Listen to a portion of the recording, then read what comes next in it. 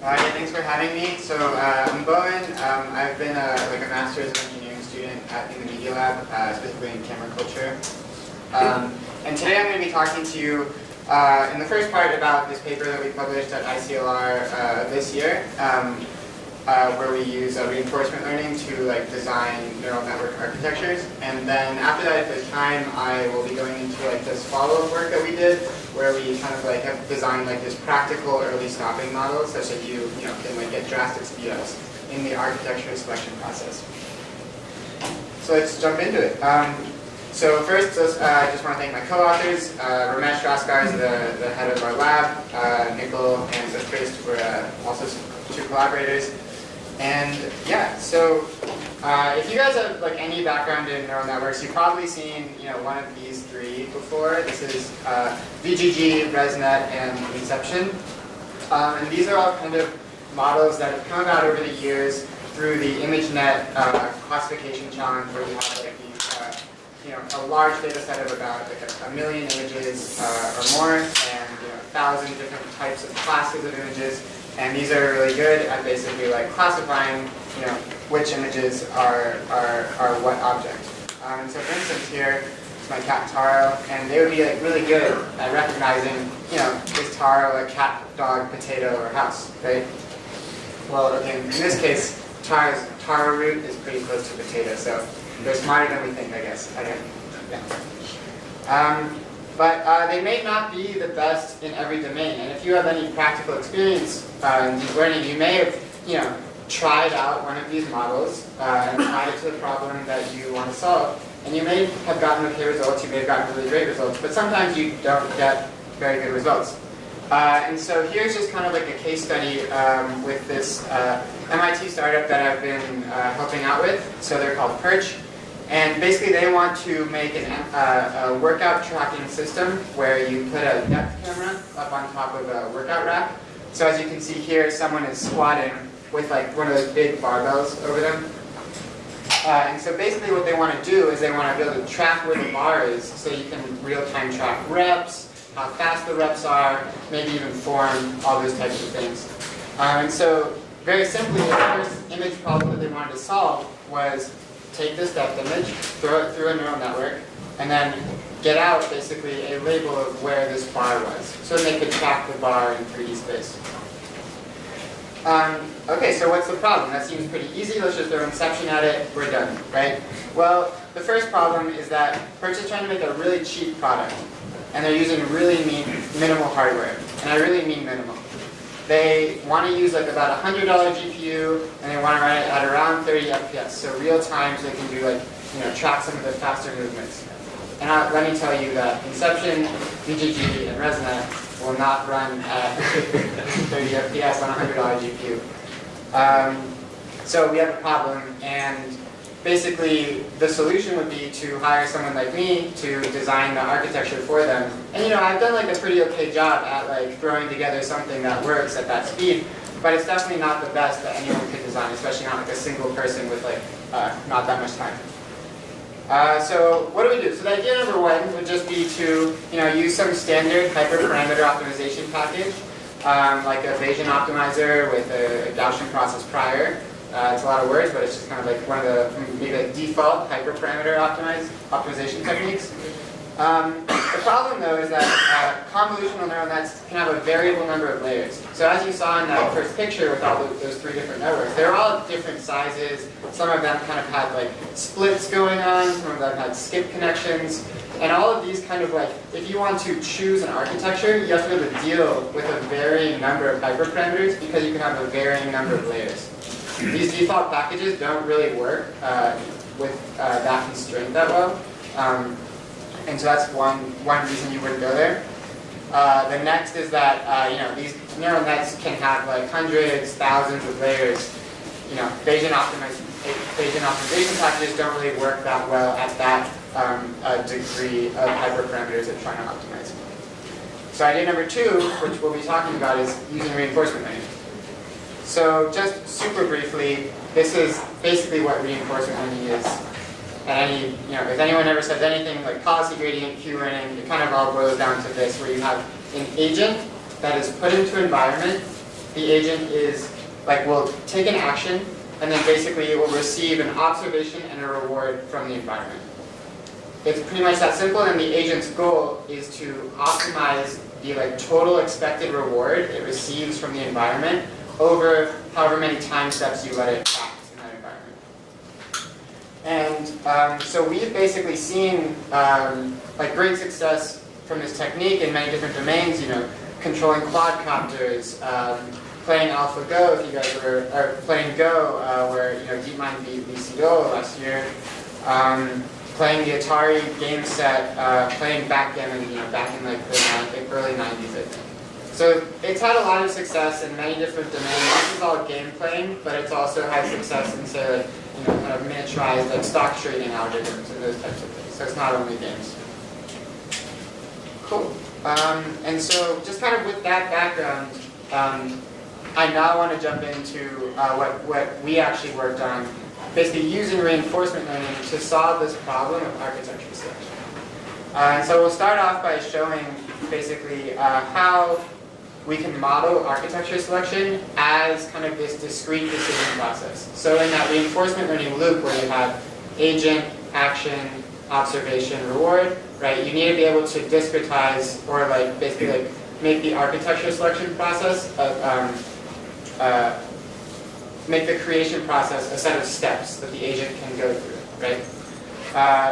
I'll give you a brief background on Q-learning and kind of go through one Q-learning update in our space so you guys are really clear about that.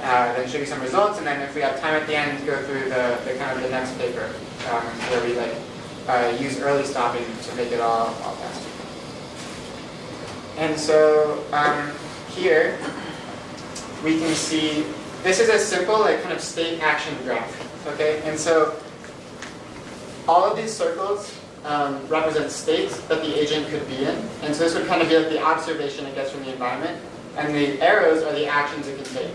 And so the way we formulated the problem is the agent will always start at the input layer, right? You have to feed your images into the network so you can learn it, right? Then it has the choice of, say, choosing a convolutional layer or choosing a pooling layer, right?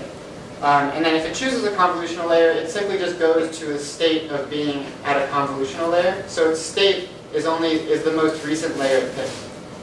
Once it's at a convolutional layer, it can then, again, choose another convolutional layer. It can choose a pooling layer. Or it can go to a goal state, here defined as G, which would basically be terminate the network. That would represent, in classification, that would be your softmax layer. And then you would go about evaluating the network. And so, like I said, you can have many different types of choices. You could have whatever types of layers you want. But basically, what the agent is doing is it's going through this kind of environment, selecting layers until it decides to stop selecting layers. You put a softmax on the end of all these layers, and that's a neural network.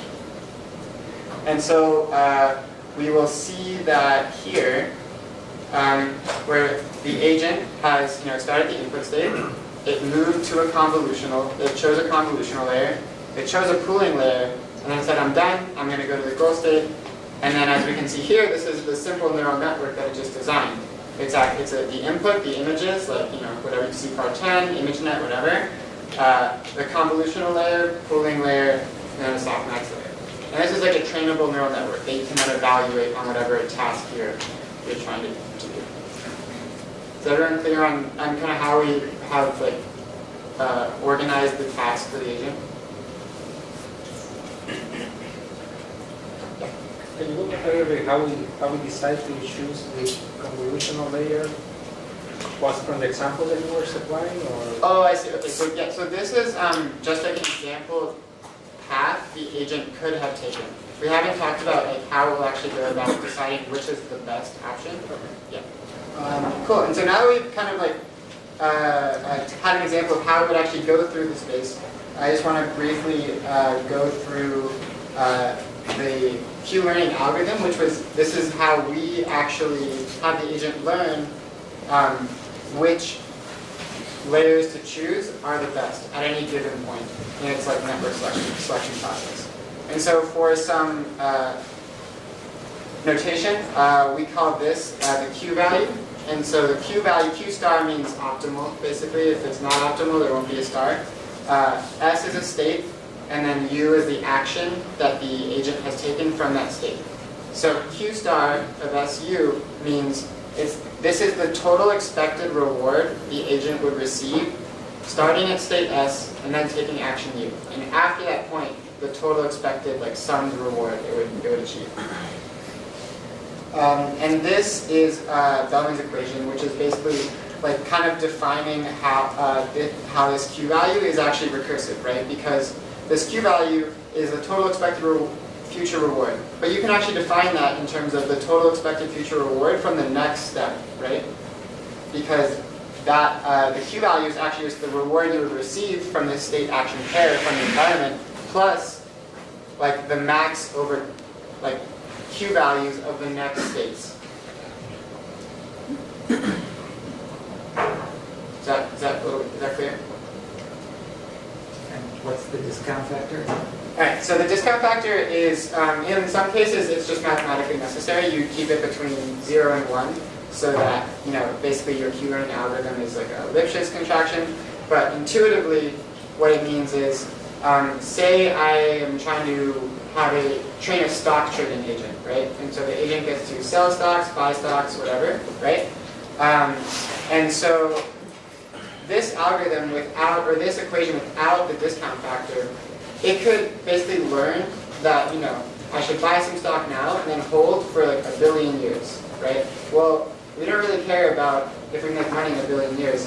I'm dead, you're dead. Probably, maybe everyone's dead. I don't know. So the discount factor will basically discount future rewards and kind of emphasize shorter term rewards in that way. So what we actually do is we kind of do this iterative update where what we actually say is when we want to update. So now, as you can see, we don't have Q star. So this is an estimate of the optimal Q value, right? And so these t's down here are estimate of the Q value at time t, at time t plus 1. And so say, we had the agent go into the environment, it sampled the trajectory, it got a bunch of rewards, right? Now we want to say, okay, how do we actually learn from that trajectory? It just went out and explored. So what we do is the agent has all these internal Q values, and we say, okay, we want to update, say we visited state S sub I, and we took action U in this sample trajectory the agent went through. I want to update it as kind of as a sum, a weighted sum of my old estimate plus the reward I received from that state action pair times plus the max over my estimates of the future states. If that makes sense. And so that's kind of how that attribution happens. So as you can see, the Q value at state S sub I will actually be influenced by the Q value at state S sub j, where the agent has gone from S sub I to S sub j, right? And you're just saying oh, my estimate for the Q value at S sub I is the weighted sum of its previous Q value plus the Q value at the next state. And so so it'll be updated along the chain that way. What's the typical value for alpha? I used 0.01. It's kind of. I think for a theoretical convergence, you have to anneal it, but it's not for these problems. I mean, theoretical convergence only happens at infinity samples anyway. So I just keep it at 0.01 in my experience.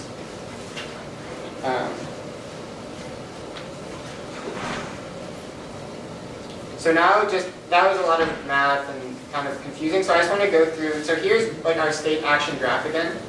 Pretty simple, right? We just have the input. We have the different types of convolutional layers, pooling layers, and now I want to show you just a brief how we actually update these Q values because we want to learn how to select layers, right?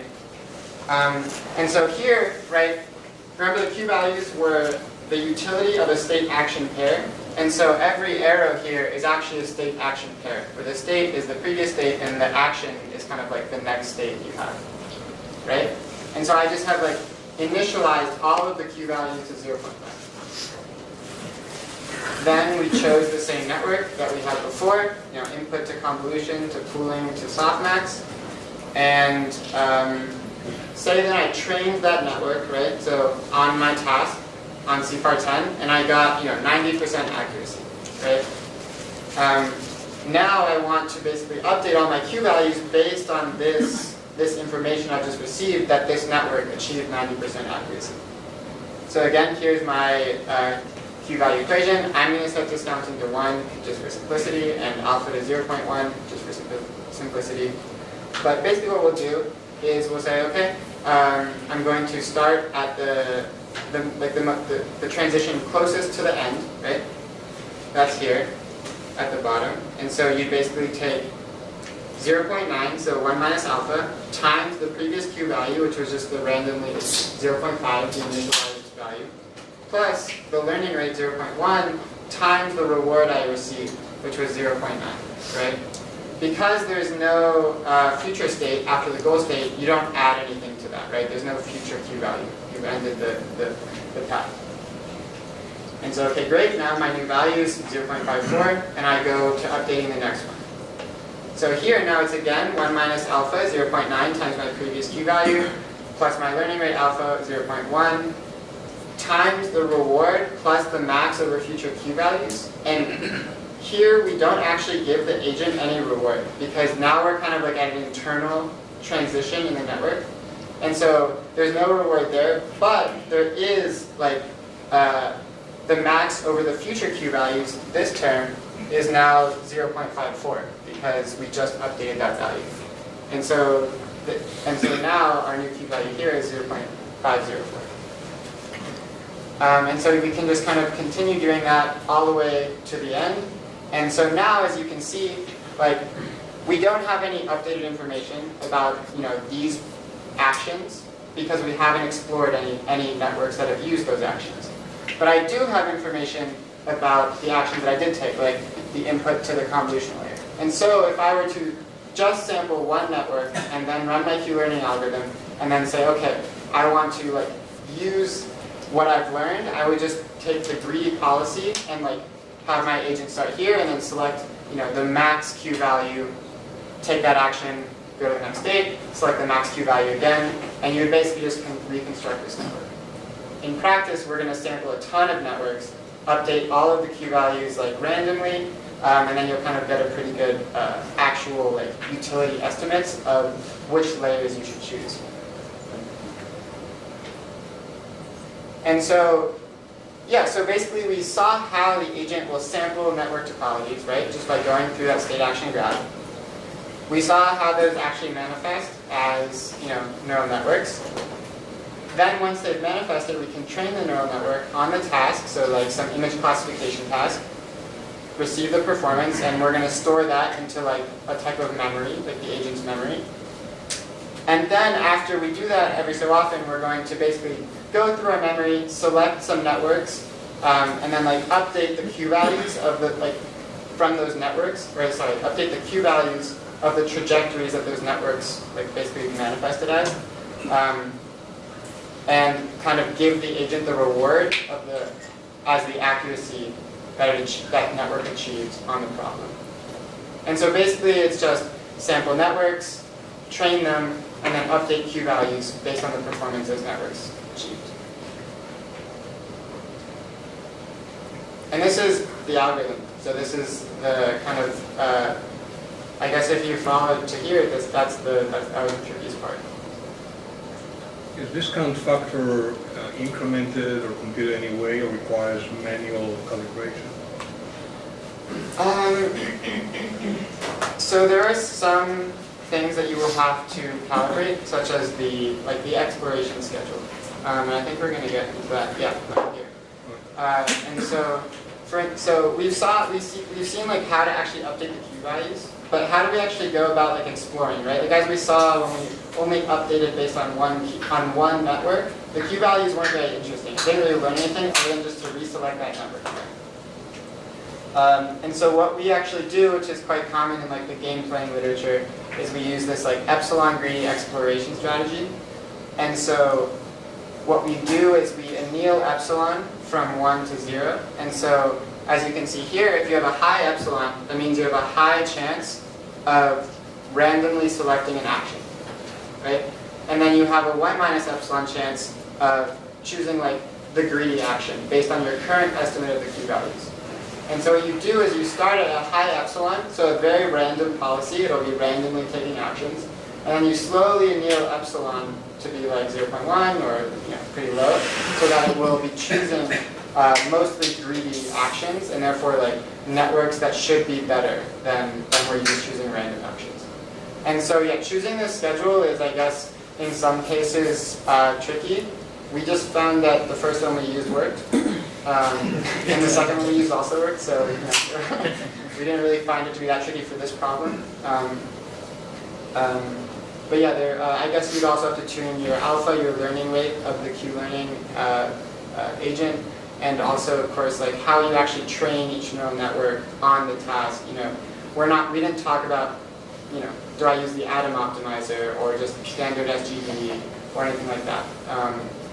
So the agent has no knowledge of that entire process, and that's something that we manually just kind of created a set of hyperparameters for. So we actually basically will start in a phase of like pure exploration. So yes, very completely random actions, and then we slowly anneal the agent to like a phase of exploitation where it is using what it learned more and more.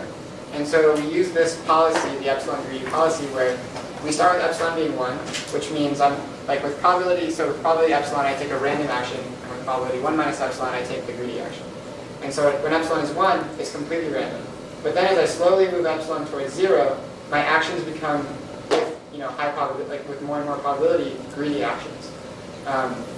And so you are in that, when you use those greedy actions, when epsilon is being annealed, you are using what you learned before. Because as this whole process goes on, you are updating your Q values, and so your greedy actions will be based on those estimates that you've been creating.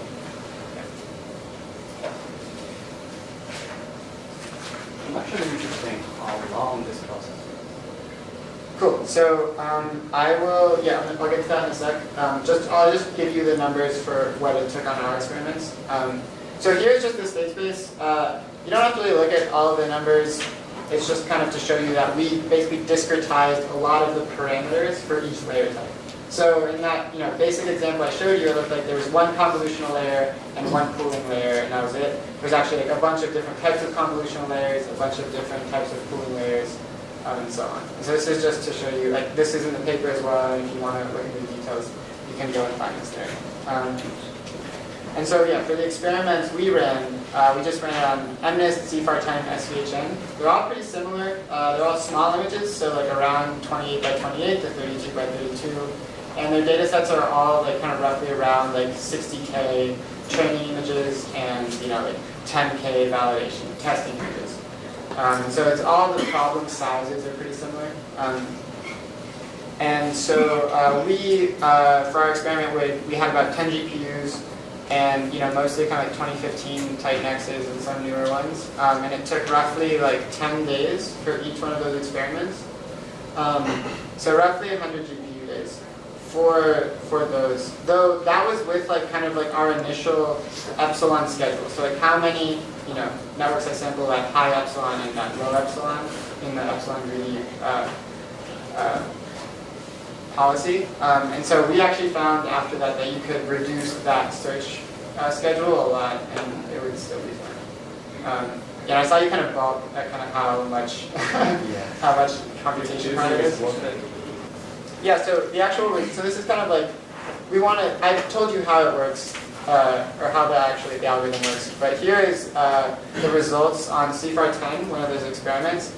And so we talked about the epsilon schedule, right? And so epsilon being 1, remember, is the completely random policy, right? And then as you go more and more towards 0, it becomes more and more greedy. And so as we can see here, each one of these blocks is like another block of decreasing epsilon, so 1 to 0.1. And as you can see, as you tune epsilon down, the average performance you get actually goes up. So as the agent is becoming more and more greedy, it's based on what it's learned. It's like average network it chooses, the performance of it goes way, way up. As you can see, it goes up by like 20% over the course of a couple thousand models. And so we see that in the other two experiments. On SVHN it learns a lot, on MNIST it doesn't learn that much, just because most things work on it, so it's hard to improve. Yeah. The entirely greedy phase doesn't seem to be doing anything useful, right? Because it doesn't seem to be actually improving until you actually started. Or sorry, the non-greedy phase, totally random phase, right? So was that expected? yeah. So remember that first example we had where we sampled the one architecture and then we updated the Q values, right? You need enough like samples to actually have learned the useful Q values, right? Because in that case, when you sample that one architecture, it did 90%. If I suddenly turn on the greedy like epsilon, right, it will just re-choose that network, and we haven't really learned anything. We haven't improved anything. So you'll see this across all epsilon greedy, totally. Yeah. How do you decide when to decrease the epsilon? Like I said, we just kind of had a one schedule and it worked, and then we have like another schedule and that also worked. So we're kind of just like, yeah, it's mostly gonna work most of the time. So yeah. Just to get some intuition, what do these networks kind of look like, and were you surprised by any of the results of the shape of it? Yeah. So the networks, I will say, I don't know if I have them in this presentation, but they're in the paper, and basically the main point is that they don't look like things a human would design. So a human likes lots of patterns. It likes to like every human architecture designer likes to repeat the same thing over and over again. If you've seen ResNet, it's the same thing over and over again for 1,000 layers, right? Like who's to say that's the best architecture? We just do it because it's easy, right? Inception is the same thing. They designed an Inception module and they kind of placed it in a bunch of places in a pattern, right? So these things don't really have any of those patterns. It's at least that I could see just with my eye. Yeah, so that's kind of what I'll say. But the architectures are online in the paper.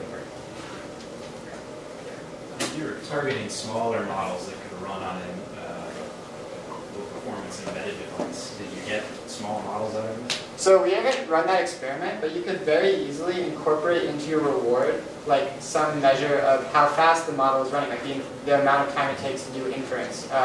You could incorporate how many like actual weights the model has. So like, could it actually fit onto a small GPU memory? We haven't done that, but it would you could incorporate that into the reward very easily. Does that mean that MetaQNN didn't have a bias towards small networks? So actually it did, and I will get into that in a sec actually. Yeah, the bias only came from the optimization hyperparameters, which I'll talk about that in a second. Basically, I'll just kind of skip through these really quick. The networks that it produced were pretty comparable. So like on the top 5, ours are at the bottom. Basically all there is to see here is that of the kind of like the previously published human design networks that were like, those networks were kind of similar to the search space of MetaQNN. We beat all of those. Then if you compare to things that had kind of more complicated or fancy design patterns such as residual connections, skip connection, like branching connections, different types of pooling layers, we don't do as well, but we're still competitive for the most part. Here's a comparison against a couple others. So if you're interested in this stuff, there's actually a lot of work going into it now, mostly by Google. So as you can see here, like these guys actually published like the very same day that we did, so that was scary a little bit. They do much better on C/10, but they use 100 times the amount of computation. They use like 800 GPUs for 3 weeks or something. So go figure. And that was using a policy gradient algorithm, just another variant of reinforcement learning. This one here, also out of Google, it's an evolution type algorithm, and basically it kind of like trains a bunch of models, compares them, and then mutates the good ones with like single mutations. And so here's the kind of like that. You asked about that bias, and so different model depths don't train equally. So if you're ever trying to train like a 1,000-layer ResNet and a 10-layer ResNet, the 10-layer ResNet trains really quickly, but in the end won't be as good. And the 1,000-layer ResNet trains really slowly. And so that's what we see here, where these are. I didn't give you the architecture, but we had a model that had 9 layers and a model that had 15 layers. the 9-layer model we thought to be the best because we're training all of these models to 20 epochs on a fixed optimization schedule. And then we say, okay, I'm just going to take the best model I found with that 20 epoch validation accuracy, and then I'll finally train that out to like 300 epochs. And so, as you can see, the 20 epoch accuracy, the 9-layer model is much, much better, right? 3%, over 3%. But then, if you actually train it out to 300, it's actually worse than this 15-layer model. And this 15-layer model was the best 15-layer model that MetaQNN chose over its exploration phase. And so I guess if we had these are kind of like updated results. And so if we had done this analysis, then we could have maybe like incorporated some method to look at different depths of models or like different sizes of models because this bias was like basically made it so we couldn't actually find the best model in our space. But it's promising because we actually did get 94.7%, which if we go back to this plot or this table with all of the results of kind of like more like fancier models, we actually beat everything except 1,000-layer ResNet. And these are just with like very simple convolutions, simple pooling layers, nothing fancy, like kind of 2014 deep learning basically. So that's kind of promising to see. And then here as well, just with the updated number, we get like 5.3 in 100 GPU days, which beats out the evolutionary algorithm, which takes 2,600 GPU days. Gets closer to the architecture search, but still not taking it. Cool. And so now that we've kind of gone through the results, I just wanted to give you like a little bit of intuition about the architecture space and why something like this is even possible, maybe. And so here is like a very simple diagram of like what a neural network could be. So the C's mean convolution, D means dropout, P means pooling, and SM means softmax. So this is like a pretty short neural network. And then I want to define edit distance as being like the kind of the standard edit distance for strings. So for instance, if I switch one layer, that would be like an edit distance of 1. If I remove a layer, it's an edit distance of 1. There's no like convolutional layers aren't closer to other convolutional layers. It's just if you change it, it's edit distance of 1. And so you can basically use this distance to do a 2D embedding using like TSNE or whatever your favorite thing package is. And it's kind of interesting, but when you color this plot by the accuracy all of these models achieve, so here every point is an architecture, and it's basically this is just trying to map, like we basically computed a distance between each architecture using the edit distance. And now it's basically like embedding that in 2D space, trying to keep those distances, have those distances be preserved. So it knows nothing about the accuracy that each architecture achieved, only the architecture. When you color it based on accuracy, you actually find some like, there are some scattered black dots, but there are some like pretty significant groups of like very poor performance and very good performance. As you can see there, you have like this area that basically you made one edit probably to get into this very, very bad region of models. And you could also make that, like reverse that edit to get into a very good region of models. And so this kind of, for me, gives me some intuition on, why can these like simple choices, these simple assumptions we made in this Q-learning experiment, why can they actually perform well in the end? Because there are some very bad choices you can make, and like every model in that space is going to be bad. And you can see the same, that was on SVHN, you can see the same thing in C410, and again, I missed, all the models are pretty much the same, so not very sure. Cool, so that was, I don't know.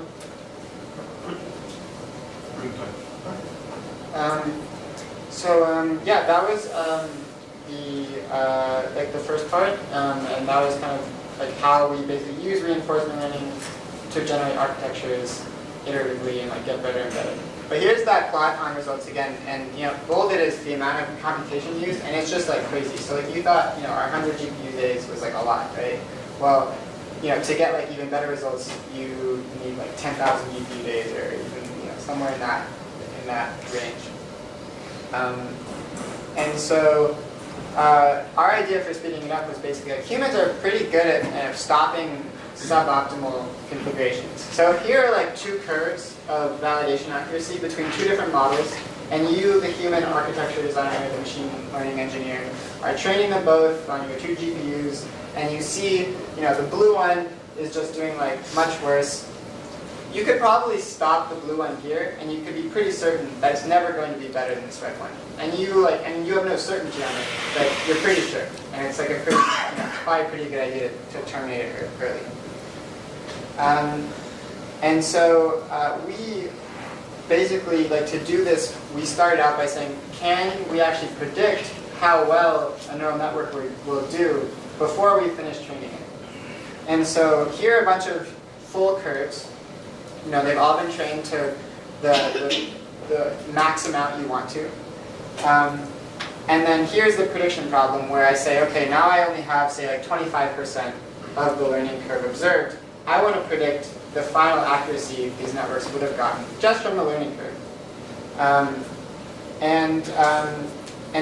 So then I want to use that prediction to actually do early stopping. So if I have a prediction, let's say my performance predictor said this architecture is going to do 20% worse than my current best, I can just stop that architecture at that point and start training a new one, right? Which would basically allow me to speed up the entire process quite a lot. And so here's just like a teaser plot where basically we've done that. So here are all of the architectures from that MetaQNN experiment.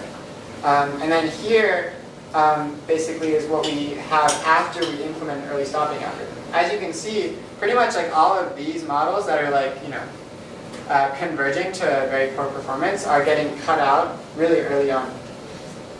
And you're able to, and then this I think is around a 5x overall speed up. So there's going to be 20 GPU days for that MetaQNN experiment. And so I'll just, so that's kind of the teaser, which is pretty cool. And these things work really well, and I'll get into that in a sec. But here's just the kind of the outline of the performance prediction model, where it's you have your partially observed learning curves, right? You have some maybe model features, such as, you could include the number of layers in the architecture, the number of weights it had, really whatever you want. It turns out the partially observed learning curves are the most predictive feature of final performance. And these kind of the model features, like number of layers, or they definitely help, but not that much. And at the bottom we just say it works for both. We actually on this experiment, in the first thing I showed you with MetaQNN, we were only changing the architecture of the models and keeping the hyperparameter optimization, the learning rate, the weight decay, those things fixed. We actually show that it works fine when you're doing this with a hyperparameter optimization problem as well, where you try to find the best set of learning hyperparameters for a given architecture. Right, and so here's this plot again of the partially observed learning curves. And then here's how well you can actually do. This is a plot of, on the bottom you have the true performance, and on the bottom axis you have the true performance, and on the y-axis you have the predicted performance. And so you can actually get an R-square of 97 with just 25% of the learning curve, which is really good. Which means basically in most cases I don't actually need to train these models all the way to the end. I can just stop them early when I know they're worse than what I've currently seen, than what I've seen before, which is really cool. And so now that we have that performance prediction model, though, I want to be able to use that in a way that is a little bit smarter than just saying my current best model is at 80%. I predicted this model that's training right now will be 79%. Let's cut it. Right? Well, what if that model was predicted to be 79.9999%, right? It's really close to 80. It might actually, in the end, kind of jump above it. So we want to basically create an estimate of uncertainty of that prediction. And the way we do that is given our performance prediction model, which could be SVR, ordinary least squares, choose your favorite kind of frequentist algorithm. Then we can what we did is we just assume the errors in the predictions of the performance are mean zero Gaussians, and we estimate this kind of how wide those error Gaussians are just using like leave one out cross validation. So if I have a training set of like 100 models that I've trained to, you know, the final epoch, so in MetaQNN, that final epoch was 20, right? So I have 100 models I've trained to 20 epochs. Now I'm going to train a bunch of, you know, say SVRs to predict the 20th epoch accuracy from my 5th epoch accuracy, 5th epoch accuracy. And then I'll estimate basically the variance of the error using leave one out cross validation, which is a really simple assumption. It's not that great of one. Like I wouldn't, you know, copy it into many fields, but it turns out it works really well in this situation.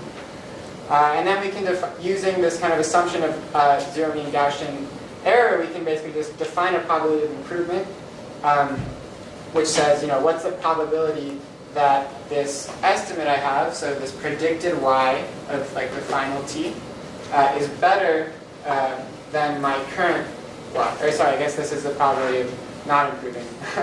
But it's like the probability that's worse than my current best. And that's just, you know, 1 minus the CDF of the Gaussian, which is simple to compute.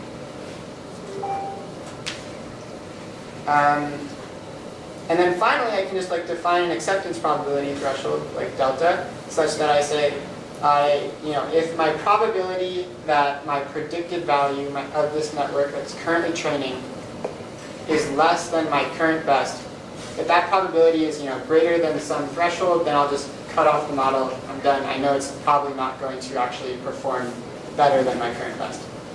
So this is really the very simple algorithm,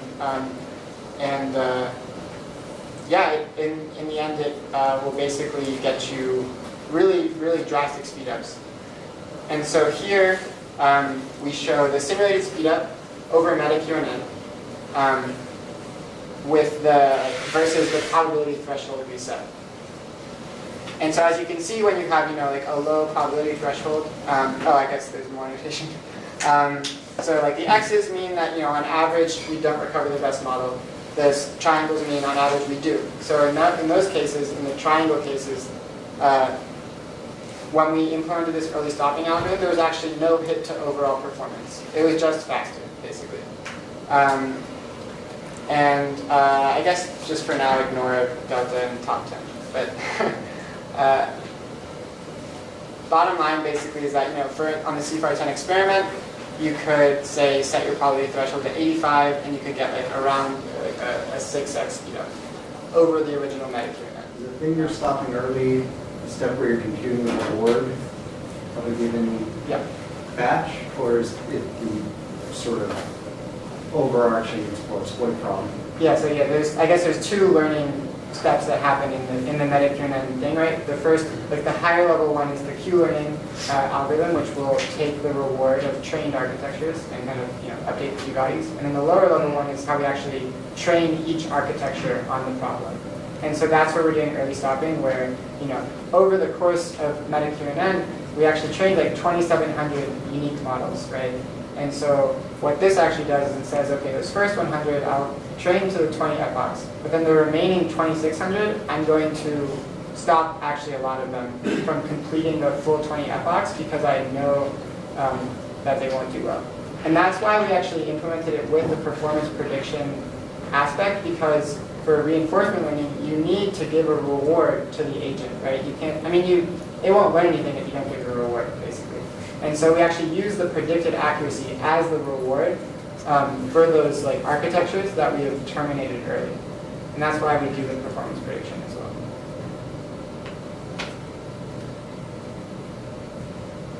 Yeah. Did the early stopping kind of optimization make the bias towards shorter models worse? Or so it didn't make them. I don't think it would make it worse, but I think like, so for instance, when I sorted through all our models and found the best model that had like the best 15-layer model that based on the 20 epoch accuracy, you probably wouldn't have actually finished training that model because you would have early stopped it. So I think like if you would have to basically have in mind that bias already when you're making your experiment. I think what you could do with this is, for instance, you could instead of training to 20 box, train to 100 box. Use your 5x speed up to have the same overall computation time again. But now that you're training to 100 box, you might hope that basically this problem of intersecting learning curves will go away. Like basically most of them at that point have like already intersected and are kind of ordered properly. That's kind of the easiest way you could maybe get rid of that bias, but also still use early stop.